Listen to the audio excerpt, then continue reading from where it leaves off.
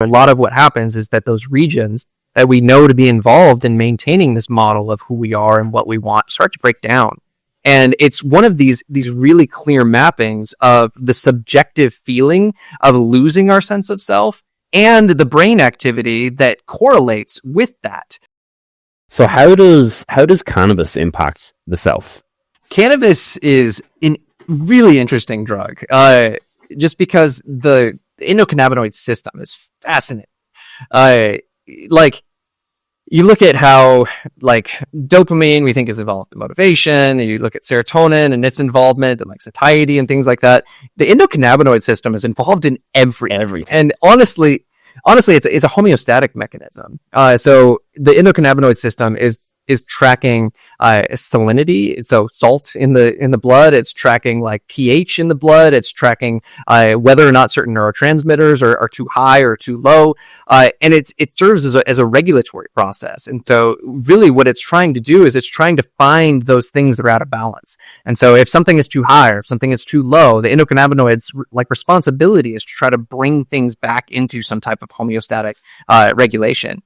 And so I think a lot of people think that oh, because it has this very natural like homeostatic thing that like cannabis is just this good thing that it's always going to make me feel better or whatever. But like you're throwing that homeostatic mechanism into an unnatural state when you use cannabis, right?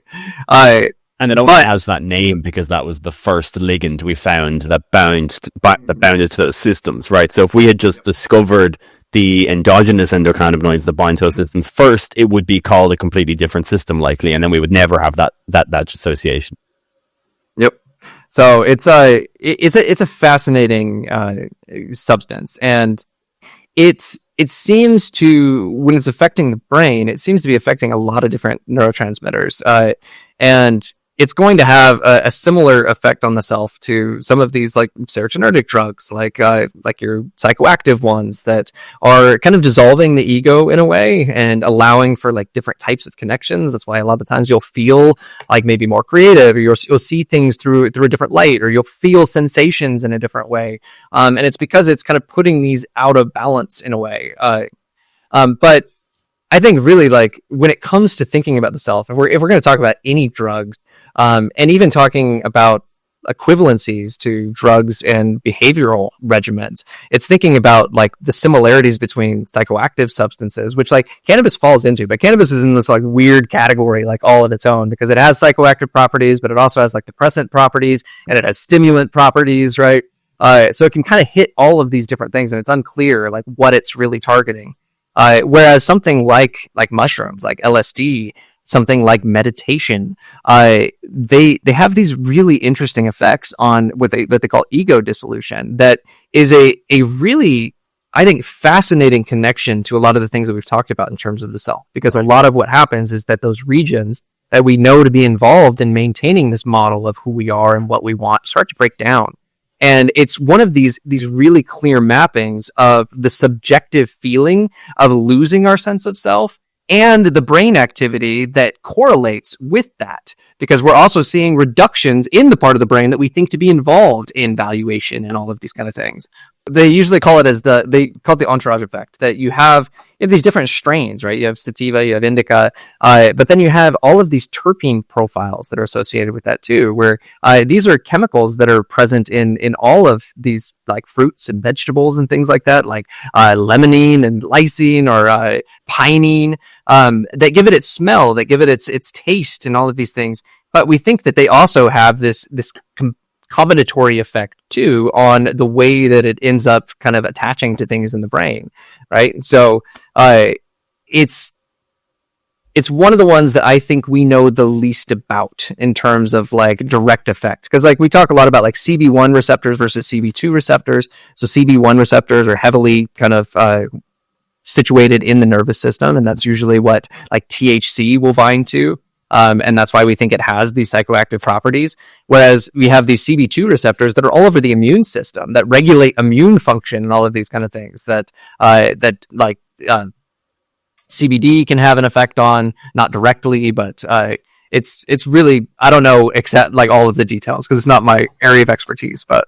Yeah, it's bonkers. I just wanted to touch on it quickly because I talk about the self and, those psychoactive drugs.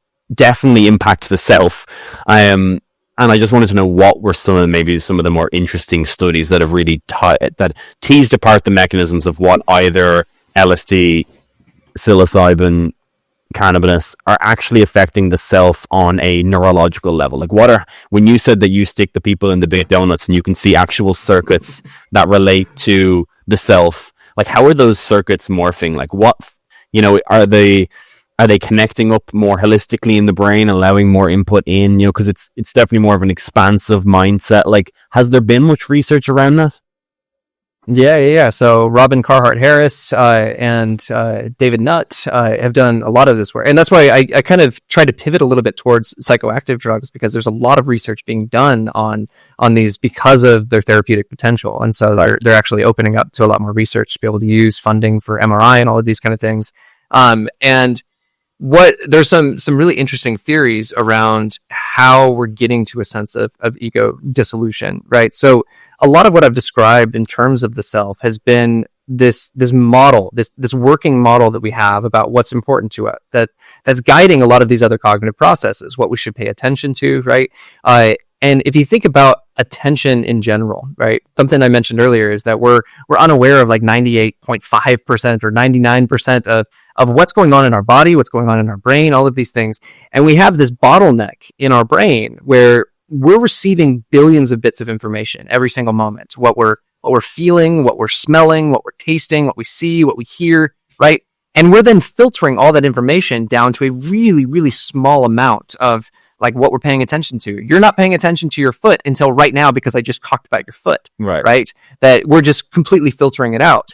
And that's because we have a top-down model, right? This model that we have of ourselves has this influence from the top down of saying, these are the things that are the most important for us as an organism right now. These are the things that we need to focus on. These are the things we need to look for. And anything else is going to get in the way. It's going to muddy up whatever it is I'm trying to think about, right?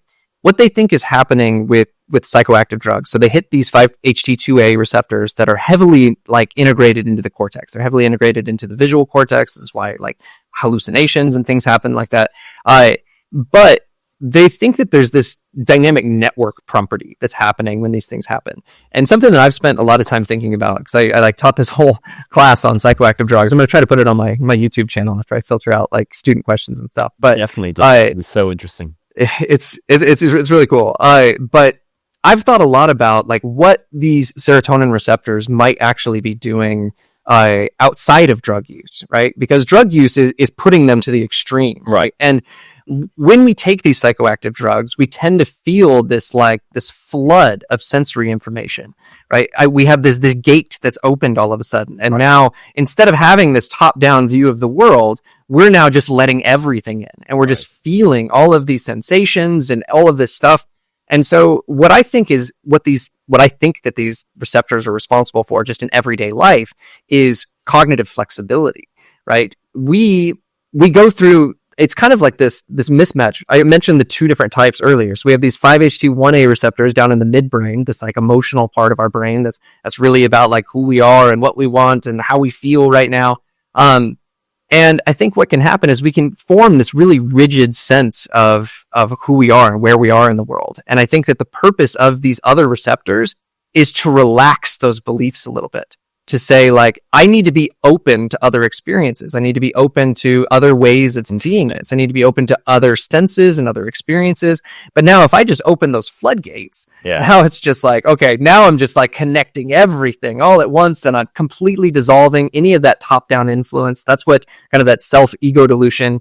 We haven't talked about the default mode network, but that's kind of the default mode network loses a lot of its connectivity. And we can kind of jump in and talk about that in a second. Yeah, you mentioned the default mode network. I'm working on a video at the moment going through the major neuroscience discoveries of 2024. And one of them that I was most interested in was this paper that showed that psilocybin desynchronized neuronal populations by 300% and basically disrupted chatter between the default mode network and the anterior hippocampus and the prefrontal cortex, which is sort of a circuit that's associated with depressive symptomology. And it seems to be related to, when we're just kind of relaxing and we're kind of daydreaming, but those daydreamings can often be quite negative, because when we're kind of dreading different things, is when we're thinking about, I can't believe that, when I went to say hi to that person, I put out my hand for a handshake, and then when she kissed me, it was so awkward, and I feel terrible about myself, and now I can never go out in public again. Those are all the sort of, self-dredging thoughts that you think about when you're just daydreaming. And one of the things that psilocybin might be doing is kind of disrupting that chatter between those two brain regions. And then in that disruption, what you also get is an increase in these homeostatic plasticity mechanisms, basically by making the brain more malleable, more ability to change. And then that's why you might get some efficacy in psilocybin or psychedelic assisted therapy. If you sit down with somebody and you're able to kind of ruminate on those negative thought patterns that you've been in, you have increased plasticity, hypothetically. I don't think it's 100% sort of proven just like that. It is. Okay, hypothetically, you have increased plasticity in the brain. You're able to break out of those negative thought patterns, and that's sort of where a lot of the efficacy of psychedelics, where the prominent theory is for at the moment. Yeah, and that's a lot of the theoretical underpinning, is that like we're opening up this bottleneck, right? We had this model of who we thought we were that's controlling all of what we see and what we pay attention to, and then we're just kind of breaking that, right? What you mentioned, that connection in the default mode network, it's a really prominent finding just with depression in general, is that there's more chatter between those parts of this network, right, that are bringing up a lot of these negative past events. And I think, if this is a masterclass on the social neuroscience, like the fact that we haven't brought default mode network up yet, like default mode network is considered by most people to be like the social network. Like it's the network that is heavily involved in social thought processes. And something that you were just hinting at, Evan, is that it's heavily involved in what we kind of had this intuition about with the default mode network early on, was that it was really involved in like this mind wandering thing that was going on. And we found it by accident, honestly. I mentioned earlier those early ways of doing, and people that still do them today, but the traditional way of doing MRI is to say like, what was on when I was paying attention versus when I wasn't? What was on when I was remembering versus when I wasn't? Well, there was this guy, Rakel, that ended up kind of reversing the question. And he said, instead of asking what's more active when I'm doing something, let's look at what's more active when I'm not doing something. And then all of a sudden, this really consistent network in the brain kept popping up. And that's how it got the name default mode, because it's like, it was kind of originally thought to be like this just kind of like default. When I'm not doing something, that's just kind of like the baseline activity. Right. But we've, especially through social neuroscience, have broken a lot of that intuition, that it is not just a default brain state, but it is an incredibly active brain state. And it's believed, I think, from a lot of the research that I see, I think that the default mode is really at the top of kind of a top-down influence hierarchy. And if you want to talk, I have some really interesting kind of stuff I can point at that kind of paints that. Unravel that a little bit on what that last sentence mean. Part of a top-down hierarchy. Kind of unravel that a little bit. Yeah. So there's one of my favorite researchers, Uri Hassan. He made this new kind of way of doing neuroscience really popular, and it's what's called two-person neuroscience. And so if you show the same two people the exact same kind of naturalistic, freely flowing stimuli, like you have them listen to like a podcast, or you have them listen to like a radio show, or you have them watch a movie together, then you can look temporally at how their brains are going up and down, how every single voxel in their brain is going up or down together. And you can see across people, like, okay, if their brains are doing the same thing while watching the same thing, then that part of the brain is probably involved with processing that kind of information, because we're seeing something consistent across these people. Right. Well, they did this really fascinating, I think this was one of the just genius like experimental paradigms I've ever seen. They took this radio broadcast and they scrambled it at different kind of temporal components. And so first they played the radio broadcast to them completely backwards. And then they played it to them so that it was completely scrambled up, so that it was just one word at a time.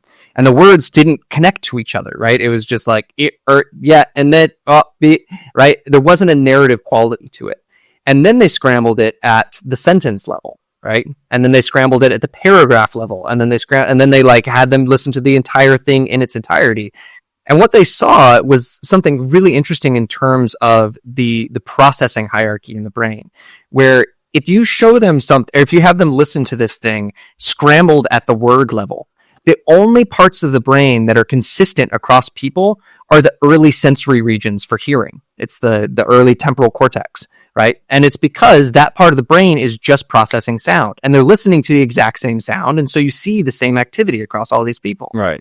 But now, when you show them like the full words or the full sentences, you now see this spread of consistent activity across people, where now you have the early temporal, like hearing part of your brain is processing things really quickly. It's processing the sound that's happening right now. But then it's passing that sound to another part of the brain that has to keep track of that sound and the sound that came before it, so they can put those two sounds together into a word. Gotcha. And then that part of the brain is passing it to another region, which is putting words together into sentences that have grammatical structure to them. Wow. And it's making sense that there's noun-verb agreement and that the sentence actually makes sense, right? And then those regions are passing it to a whole nother network of regions in the brain that are then putting those sentences together into a coherent narrative. And they have to keep track of things over time, right? So if I say a paragraph that defines someone as Bob in sentence 1 and then uses the pronoun he in sentence 5, my brain has to keep track of who he was from 4 sentences ago. Right? So there's this temporal tracking quality where they recognize that these different parts of their brain were sensitive to different temporal bins, so different temporal components. And what they see is that the default mode network is actually at the top of that hierarchy. So the default mode network was the parts of the brain that were able to keep track of the longest periods of information, and they were able to put the entire narrative together. So it wasn't just me remembering that like Bob was he from sentence 1, but it was remembering what Bob did at the beginning of the story and what Bob's doing now at the end of the story. And we're able to put this whole cohesive narrative together. And it allows us to think in a social way. It allows us to see these stories that other people are experiencing and keep track of where they are and have this theory of mind, which is another part of the default mode network, the TPJ, the temporal parietal junction back here. All of these components that allow us to track these social characters, to track what's going on throughout the entire narrative. And now you mentioned earlier the connection. So the default mode has a really strong connection to the hippocampus, and the hippocampus is responsible for long-term memory, for accessing long-term memory. And that is a really fascinating connection, because if the default mode network is able to keep track of things over minutes, over hours, it now has connection to a part of the brain that allows it to now connect those things that are happening over the last couple of minutes to things that happened a day ago, to things that happened a week ago, right, a year ago. Distant memory. Right? And it allows us to put all of these things together. And so when I talk about the default mode network being at the top of this hierarchy, you have to think about it in terms of like what parts of the brain have the most kind of whole picture of what's going on. And those are the regions of the brain that are doing the most integrative work. They're integrating all of these ideas across these different sensory modalities so that they can make the best decision about what's good for the entire organism. And so once everything's integrated in, like, say, the frontal lobe or whatever it is, it now has top-down influence on the rest of the brain to say, look, I put all the pieces together. This is what we need to go do now. Right. Wow, that's so interesting. It's so much more a sophisticated understanding of the default mode network than I've ever had before. Because, your textbook definition would kind of be like active when daydreaming, just pondering thoughts. It's not really this master conductor of temporal sequences controlling your social interactions and bringing them all together and, like pulling threads of distant emotions and kind of bringing them together. That's fascinating. That's really, really cool. Now think about why it would be active then during mind wandering, right? So now I turn off any type of active way of doing something, right? I'm just like settling down. I'm just like hanging out, right? Now my brain is free to, instead of engaging with these things that are necessary, it's free to just make connections, to integrate things that have happened over time. And so when you sit there and you're like meditating, right? The first time you ever sit down to meditate and you're just told to like, just watch your thoughts as they arise, you start to realize that a lot of the thoughts that you're having are not effortful thoughts. You're not creating them. Yeah. It's your brain putting pieces together. And it was kind of what you mentioned earlier. A lot of it is like dwelling on like what happened in the past and how that's going to help me do something in the future. Did I take the trash out earlier? Is my girlfriend still mad at me? Right?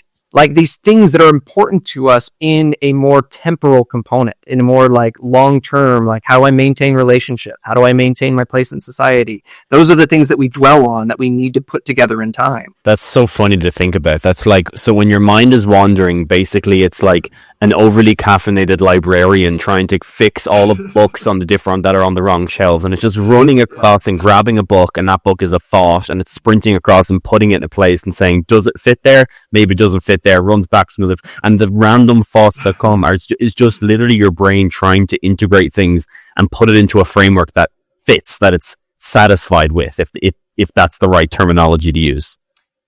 And ultimately, what I think the framework is a long-term goal framework, because it comes back to like one of the main nodes of the default mode network is this ventral medial prefrontal cortex that we've been talking about that's involved in self.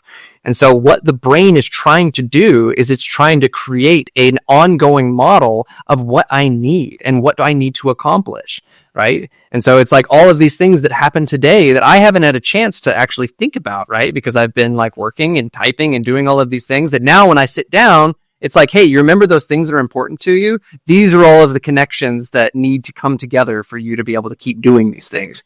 Wow, that's so fascinating. So the default mode network hasn't figured out a way to integrate the information that you've taken in as to properly orient yourself as an organism in the environment. Mm-hmm. Wow. And it's really interesting because it's so cool. Anti-correlated with what they call the action mode network, which is kind of a new term, but there's a lot of the original people across the action mode network recently on X of all things, where all the thriving neuroscience happens. But yeah, go into this. I'm not really familiar with this. I don't think I really touched on this much in my neuroscience degree. Yeah, so I mean, Rakel, that was involved in kind of finding the default mode network, is a big kind of contributor to it's people that are connected with him and his research that are now kind of proposing the action mode network, which is the region of it's the network of regions that come on when we're actively engaged in the world, right? So what I like to think about a lot is that the default mode network is this really powerful, almost uniquely human ability for us to remove ourselves from time. Right? We're able to remove ourselves from the present moment. We're able to immerse ourselves in the past. We're able to immerse ourselves in the future, in fantasy and imagination and all of these things, right? But then the action mode network is the present network. It's like, I have something that I have to do right now that requires cognitive effort. It requires me to be engaged in the present moment. And when that thing is on, when that network of regions is on, it seems to be anti-correlated with the default mode network. That when action mode comes on, default mode goes down. Right. And it's kind of this idea of like, I can't be spending all of these resources, like putting ideas together and thinking about the future when I need to do something right now. Gotcha. And it's actually tied to ADHD too. So there's some really prominent theories around this idea that what they think might be going on with ADHD is that the default mode network is actually coming on when the action mode network is on. So when it's supposed to be turning off, it's coming on. And so you're trying to do your math test, you're trying to do your homework or whatever it is, but then all of these thoughts about yourself start daydreaming. All these thoughts start coming on and they distract you. Cool. That's really interesting. I've never heard that model of ADHD before.